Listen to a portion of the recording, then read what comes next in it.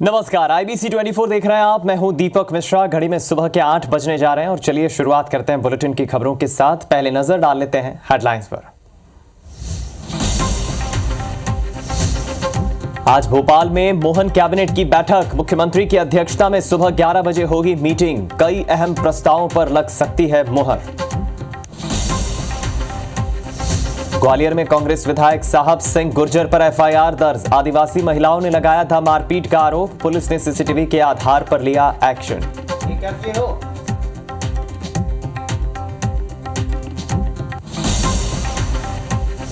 Singrauli borewell हादसे में नहीं बच पाई मासूम की जान। रेस्क्यू के बाद डॉक्टरों ने मृत घोषित किया। सोमवार को खेलते समय बोरवेल में गिरी थी सौम्या।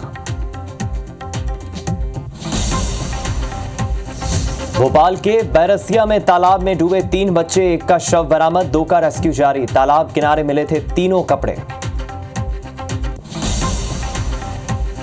झारखंड के चक्रधरपुर में बड़ा ट्रेन हादसा। मुंबई हावड़ा मेल के कई डब्बे पटरी से उतरे। हादसे में 5 से 6 लोगों के घायल होने की खबर। राहत बचाव कार्य जारी।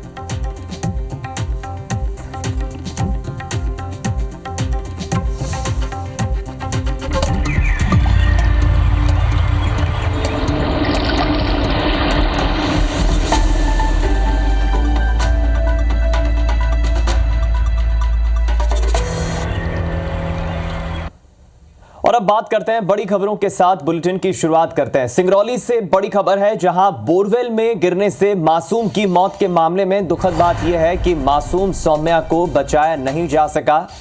3 साल की मासूम सौम्या जो सोमवार शाम बोरवेल में गिर गई थी और उसे बचाने की कोशिश लगातार की गई। डॉक्टरों ने भी हर संभव कोशिश की, लेकिन उसे बचाया नहीं जा सका।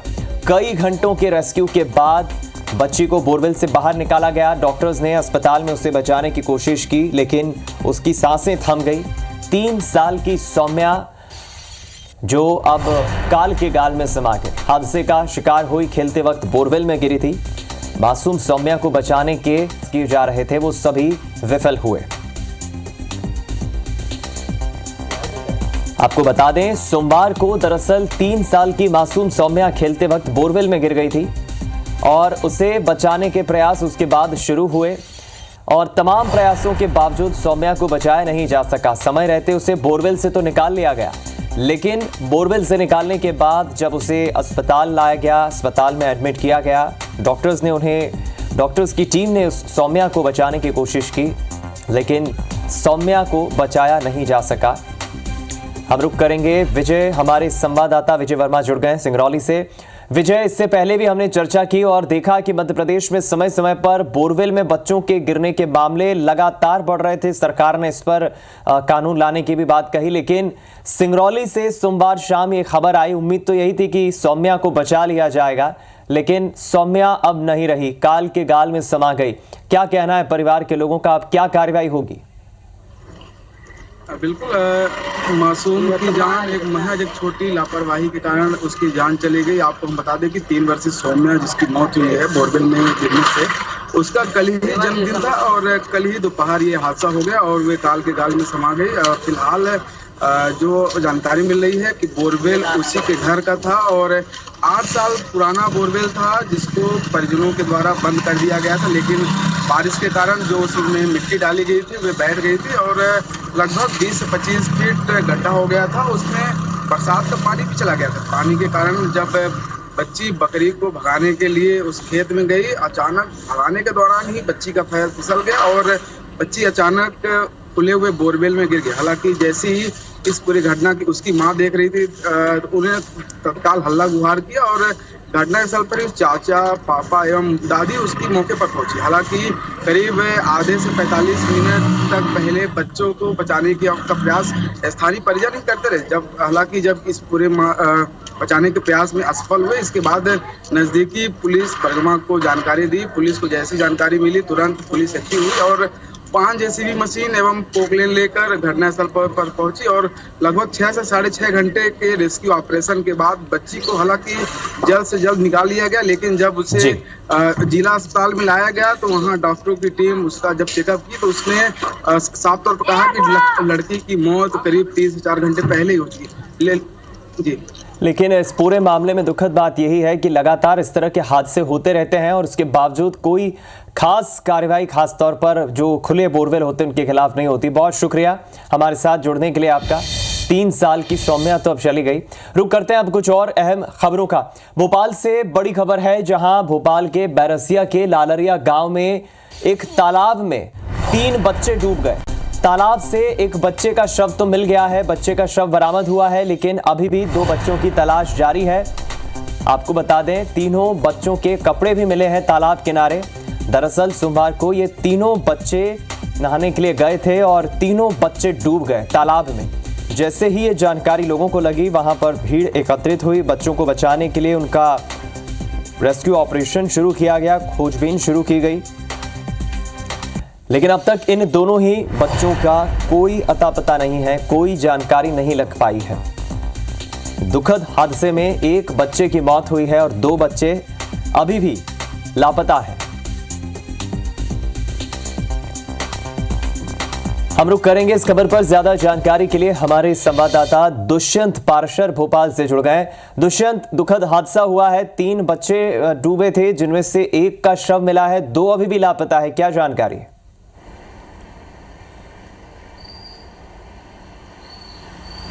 आप बिल्कुल देखिए, स्थिति जस की तस बनी हुई है। लगातार जिस तरीके से रात 9 बजे की पहले की ये घटना है और उसके बाद जैसे ही इसकी जानकारी प्रशासन को लगी थी, प्रशासन की टीमें मौके पर पहुंची थी और रात 9 बजे से ही सर्चिंग ऑपरेशन शुरू कर दिया गया था। एक बच्चे का शव बरामद कर लिया गया था, वहीं 2 बच्चों की तलाश लगातार जारी थी। रात 2 बजे के बाद तक, मतलब लगभग ये कहा जा सकता है कि सुबह 5 बजे तक ये रेस्क्यू ऑपरेशन लगातार चला है, लेकिन दोनों ही बच्चों का अभी तक पता जो है वो नहीं लग सका है। तो ऐसे में रेस्क्यू ऑपरेशन सुबह 5 बजे तक चलाया गया, सुबह 5 बजे के बाद बंद किया गया है। अब जैसे ही दिन चढ़ेगा, एक बार फिर से दिन की रोशनी में जो तलाशी है उस तालाब की एक बार फिर से शुरू की जाएगी और दोनों ही बच्चों को खोजने का प्रयास यहाँ पर प्रशासन की टीमें कर रही हैं।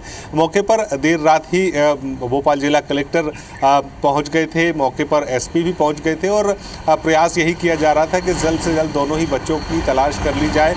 दोनों ही बच्चों की तलाश में कई सारी टीमें, कई सारे गोताखोर यहाँ पर लगाए गए और तलाशी लगातार अभियान चलाया गया, रेस्क्यू ऑपरेशन चलाया गया, लेकिन दोनों ही बच्चों का फिलहाल पता नहीं लग सका है। हालांकि ये बात भी कही जा रही है कि अगर घटना हुई है दोनों ही बच्चों के साथ में, तो जो जिस गड्ढे नुमा तालाब में वो डूबे हैं वो ज़्यादा गहरा भी नहीं है, 8 से 10 फीट का गहराई है केवल। तो उसमें ये भी हो सकता है कि बच्चे शायद मिट्टी के अंदर धंस गए हों बच्चों, तो उनको यहाँ पर अब तलाशने का काम जो है बिल्कुल, यानी दुष्यंत ज़्यादा गहराई नहीं है, लेकिन इतना वक्त बीत गया और अभी तक बच्चों की तलाश पूरी नहीं हो पाई है, उनकी कोई जानकारी नहीं मिली है। ये सवाल खड़े कर रहा है। अपडेट्स अगर कुछ होती है तो जरूर हमारे साथ साझा करिएगा। बहुत शुक्रिया आपका जानकारी इस खबर पर हमारे तक पहुंचाने के लिए।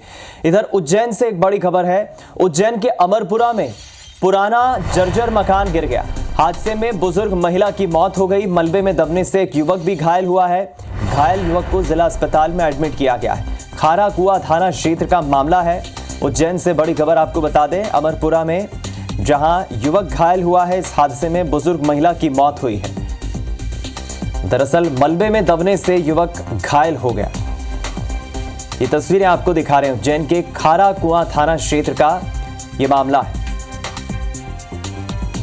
एक महिला की इसमें दुखद मौत हो गई और एक युवक घायल हो गया जिस पर मलबा गिरा। फिलहाल उसे स्वास्थ्य केंद्र लाया गया है, उपचार के लिए युवक को एडमिट किया गया है। मकान बताया जा रहा है काफी पुराना था, काफी जर्जर अवस्था में था मकान, इसलिए मकान गिर गया।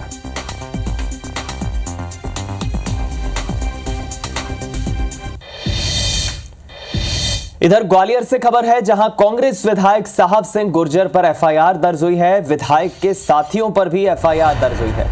पुलिस ने सीसीटीवी के आधार पर केस दर्ज किया है। आदिवासी महिलाओं ने मारपीट का आरोप लगाया था। महिलाओं ने एसपी ऑफिस में इसकी शिकायत भी की थी।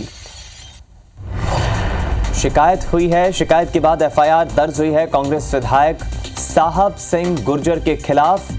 अब क्या आगे कार्रवाई होती है ये पुलिस तय करेगी। विधायक के साथियों के खिलाफ भी ये एफआईआर दर्ज हुई है। हालांकि पुलिस के हाथ सीसीटीवी भी लगा है और सीसीटीवी के आधार पर पुलिस ने प्रारंभिक एफआईआर दर्ज की है। महिलाओं ने इस मामले में कांग्रेस विधायक की एसपी से शिकायत भी की थी।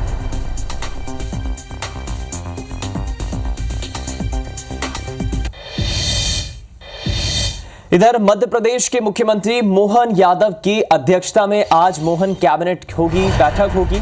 मोहन कैबिनेट की बैठक अब से कुछ देर बाद सुबह 11 बजे होगी, जिसमें 6 से ज्यादा अहम प्रस्तावों पर बैठक में चर्चा होगी।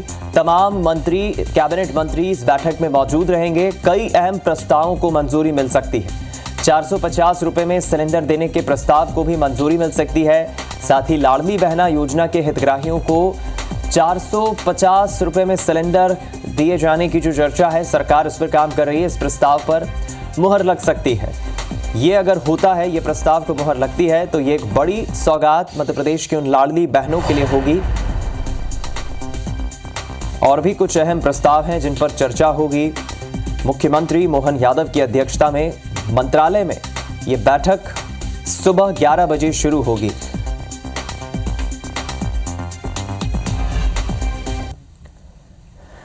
एक तरफ मध्य प्रदेश सरकार उच्च शिक्षा को बेहतर बनाने के लिए करोड़ों रुपए खर्च कर रही है, लेकिन सरकार के ही नुमाइंदे उस राशि के बंदरपाट में लगे हैं।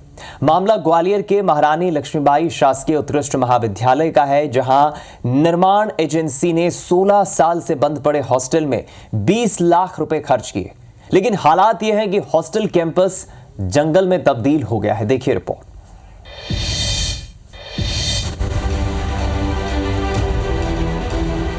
16 साल से बंद पड़ा ग्वालियर का एमएलबी हॉस्टल अपने ऊपर हुए भ्रष्टाचार की कहानी खुद बयां कर रहा है। प्रदेश सरकार ने जर्जर हालत को देखकर 20 लाख का बजट तो दे दिया, लेकिन उस बजट को पीडब्ल्यूडी के अधिकारी और ठेकेदार ही हजम कर गए। जब कॉलेज प्रबंधन ने मामला उठाया तो पीडब्ल्यूडी के ठेकेदार ने खाना पूर्ति कर दी। ऐसे में अब छात्र परेशान हो रहे हैं। बाहर से छात्र आते हैं जो बाहर आके रहते हैं, रेंट से एक ही रहते हैं, उनको फालतू में ज्यादा भुगतान देना पड़ता है। कॉलेज में हॉस्टल है तो उसको खोलना चाहिए, उसकी मरम्मत करवा के उसको बनाना चाहिए, जिससे छात्र उसमें रह के अपनी आवश्यकता को पूर्ण करें, बाहर रहने के लिए परेशान ना हो। उसकी पढ़ाई इन सब चीज़ों से कितनी डिस्टर्ब हो रही है कि पहले उसको अपने लिए रहने की व्यवस्था करनी है, फिर अपने लिए खाने पीने की व्यवस्था करनी है। उसके बाद अगर कहीं उस बच्चे के पास समय बचेगा तब वो कहीं जाके पढ़ाई कर पाएगा। तो हम लोगों की यही मांग है कि उस हॉस्टल को सही किया जाए और दोबारा से सुचारू रूप से चलाया जाए। साल 2008 में हॉस्टल की जर्जर हालत को देखते हुए कॉलेज प्रबंधन ने उच्च शिक्षा विभाग को पत्र भी लिखा था। शिक्षा विभाग ने 17,25,000 का बजट भी सैंक्शन कर दिया, जिसे पीडब्ल्यूडी ने 10 दिन में ही खर्च कर दिया और फिर से मेंटेनेंस के नाम पर 2.5 लाख का बजट भी लिया। फिर भी हॉस्टल के हालात नहीं सुधरे। इधर हॉस्टल अधीक्षक साल 2010 से 14 तक 15 से ज्यादा पत्र पीडब्ल्यूडी विभाग के अधिकारी को लिख चुके हैं कि हॉस्टल ठीक कर उन्हें वापस दिया जाए। अब एनएसयूआई इस मामले को लेकर बड़ा आंदोलन करने जा रही है। अब वो बच्चों का कहीं ठिकाना नहीं है, 15-18 सालों से बेचारे यहाँ रूम लेके रहते हैं, महंगा रेंट देते हैं, सब चीज़ें होती है। जो व्यवस्था हॉस्टल के थ्रू दी जानी चाहिए कॉलेज के थ्रू हॉस्टल की, वो नहीं मिल पा रही। इसके लिए हम जल्दी एमएलबी कॉलेज के जो प्राचार्य उनसे बात करेंगे उसको पुनः शुरू करवाने के लिए, और जल्द से जल्द हम वो शुरू करवाएंगे। इसको ये विषय आपने मेरे संज्ञान में लाया है, इसको ज़रूर मैं दिखवा लेती हूँ और एडी हायर एजुकेशन को बताते हैं इसमें क्या सुधारात्मक स्टेप्स की आवश्यकता है और कैसे ये फंक्शनल हो सके, तो शासन की राशि से बने हैं, बच्चों के सदुपयोग के लिए भी आ सके। ग्वालियर का एमएलबी कॉलेज वो कॉलेज है जिसमें देश के पूर्व प्रधानमंत्री अटल बिहारी वाजपेयी ने अपनी उच्च शिक्षा हासिल की थी। लेकिन हाल देखिए, अब हॉस्टल जंगल में तब्दील हो गया है। बावजूद इसके जिम्मेदारों ने 16 साल से कोई एक्शन ही नहीं लिया है। नासिर गौरी के साथ ब्यूरो रिपोर्ट, IBC 24 ग्वालियर। खबर जबलपुर से है, जहां इस सीजन में पहली बार बरंगी बांध के गेट खोले गए। लगातार हो रही बारिश के चलते बांध के 21 में से 7 गेट खोले गए हैं, जिनसे करीब 35,000 क्यूसेक पानी छोड़ा जा रहा है। सुरक्षा के लिहाज से नर्मदा के तटीय जिलों में बाढ़ का अलर्ट जारी किया गया है। इधर बरगी बांध के गेट खुलने का खूबसूरत नज़ारा देखने को मिला। लोगों की भीड़ यहां तस्वीरों को, इस नज़ारे को देखने के लिए उमड़ पड़ी। तस्वीरें भी हम आपको दिखा रहे हैं। मौके पर जायजा लिया हमारे जबलपुर संवाददाता विजेंद्र पांडे ने। महाकौशल अंचल में हो रही तेज बारिश का असर बरगी बांध के जलस्तर पर पड़ा है। नर्मदा नदी पर बने पहले बांध जबलपुर के बरगी बांध से पानी की निकासी की जा रही है। मेरे पीछे ये खूबसूरत नज़ारा आप देख सकते हैं। बरगी बांध के कुल 21 गेट हैं, जिनमें से 7 गेट खोल दिए गए हैं और इन 7 गेटों से तकरीबन 35,000 क्यूसेक पानी प्रति सेकंड छोड़ा जा रहा है। तकरीबन 3.5 फीट की ऊंचाई पर ये 7 गेट खोले गए हैं और आप देखेंगे कि बेहद खूबसूरत नज़ारा यहाँ पर नज़र आ रहा है। और चूँकि बांध से पानी की निकासी लगातार इतनी बड़ी तादाद में हो रही है, लिहाजा बाढ़ का अलर्ट भी आगे जारी किया गया है। और ये बरगी बांध प्रबंधन का कहना है कि बांध से पानी की निकासी किए जाने से नर्मदा में 10 फीट तक जल स्तर बढ़ेगा। बड़ी संख्या में लोग इस नज़ारे को देखने के लिए पहुँचे हुए हैं। आप देखेंगे कि बरगी बांध जो जबलपुर में बना हुआ है, इसके ठीक सामने जो पुल है, पुल पर लोगों की भीड़ आपको नज़र आएगी। हर कोई इस लम्हे को यादगार बनाना चाहता है और मोबाइल कैमरों पर कैद करने के लिए भी लोग यहाँ पर पहुँच रहे हैं। आप देखेंगे कि मैं परिवार लोग फ्रेंड्स एंड फैमिली के साथ यहाँ पर बड़ी संख्या में पहुँच रहे हैं और इस नज़ारों का लुत्फ़ उठा रहे हैं। हालांकि प्रशासन की ओर से ये लगातार हिदायत दी जा रही है कि वो बांध से और साथ ही साथ नर्मदा के तटों से सुरक्षित दूरी बनाकर रखें ताकि किसी तरह की कोई अप्रिय घटना ना होने पाए। लेकिन इधर बरगी बांध से इस पानी की निकासी से नर्मदा का जलस्तर बढ़ रहा है और एक खूबसूरत दृश्य यहाँ पर देखने को मिल रहा है। कैमरामैन सतीश सराठे के साथ विजेंद्र पांडे, IBC 24 जबलपुर। इधर मध्य प्रदेश में बारिश को लेकर मौसम विभाग ने अलर्ट जारी किया है। आज से एक और स्ट्रॉन्ग सिस्टम एक्टिव हो रहा है। कल से एक बार फिर प्रदेश में भारी बारिश की संभावना है। आज 7 जिलों में तेज बारिश को लेकर अलर्ट जारी किया है मौसम विभाग ने। मध्य प्रदेश के छतरपुर, छिंदवाड़ा, सिवनी, मंडला, बालाघाट में बारिश का अलर्ट जारी किया गया है। भोपाल, इंदौर, जबलपुर, ग्वालियर, उज्जैन में हल्की बारिश का अनुमान है। मौसम को लेकर अपडेट आपको बता दें, मध्य प्रदेश के इन इलाकों में, इन जिलों को लेकर अलर्ट मौसम विभाग ने जारी किया है और तेज बारिश का दौर हालांकि मध्य प्रदेश के कई जिलों में हमने शनिवार, रविवार और सोमवार बीते 3 दिनों में देखा।